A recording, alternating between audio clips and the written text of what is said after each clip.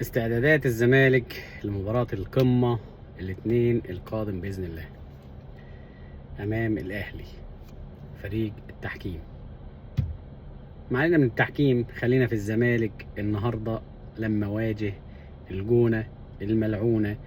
وقعدنا ادينا اسبوعين نحذر ونقول يا جماعة الجونة فريق بيعرف يدافع كويس وبيعطلك، وفي سنة من السنين كانت الجونة التيرنين بوينت بتاع تحويل الدوري من الزمالك للأهلي.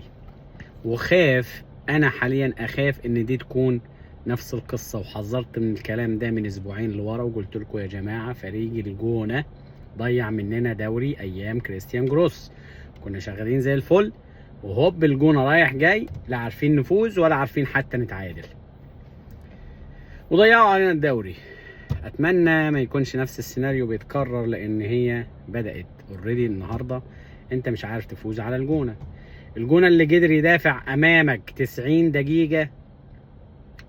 انت جبت هدف، مش عارف تدافع، ماشي، مش قادر تجيب الهدف التاني، لكن مش عارف تدافع على الهدف اللي انت جايبه. جبت هدف حافظ عليه، ده الجونة قدرت تقف قصادك في وسط ملعبك وسط جمهورك واستاد القاهرة 90 دقيقة، انت مش قادر تجيب فيهم الهدف التاني وهم دافعوا.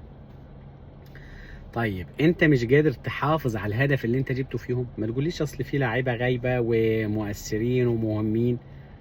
انت فريق كبير، مفيش حاجه اسمها لعيب 2 3 يفرقوا معاك، المفروض فريق كبير بتنافس على الدوري.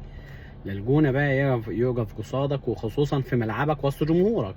الجونه ده ما عندوش جماهير في الملعب في الاستاد النهارده، الجونه رايح بيلعب لوحده، ما بيلعبكش بجماهير ولا بتاثير على التحكيم ولا باي شيء.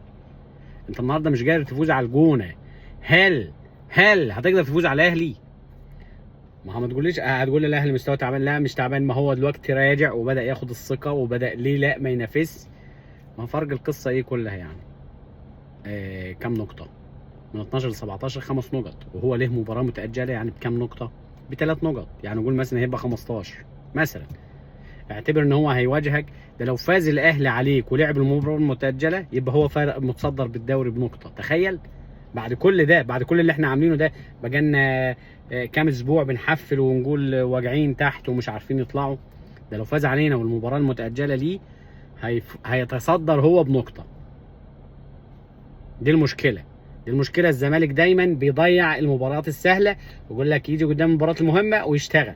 المصري يفوز عليه 3-0، يجي قدام الجونه مش قادر يفوز. طب ليه؟ مش مباراه ب3 نقط ومهمه؟ اذا ما استعدتوش كويس للاهلي هيكون كالعاده الاهلي يطلع على كتافنا يتصدر الدوري زي كل مره. سيبك بقى من الهزار والضحك واللي احنا بنحكي والكلام ده بتاع التحكيم والكلام ده كله، عشان ده كلام عادي يعني، احنا ممكن نقوله الاهلاويه ممكن يقولوه، لكن الحقيقه انك لازم تستعد كويس لمباراه الاهلي. واذا ما فزتش مباراه الاهلي يبقى كل العيب عليك انك لما تاخد الدوري، لما تخسر الدوري في الاخر يبقى مفيش مشاكل بقى، ما تقوليش تحكيم مش تحكيم. من الاخر لازم تفوز على الاهلي، ما تقوليش بقى التعادل ودينا كام سنه بنتعادل مع بعض، ده ما ينفعش الكلام ده. لازم تنزل حاطط في دماغك الفوز. الفريق اللي عايز ياخد بطوله لازم يفوز على اقرب المنافسين ليه. نتمنى الفوز للزمالك يوم الاثنين القادم على الاهلي. سلام.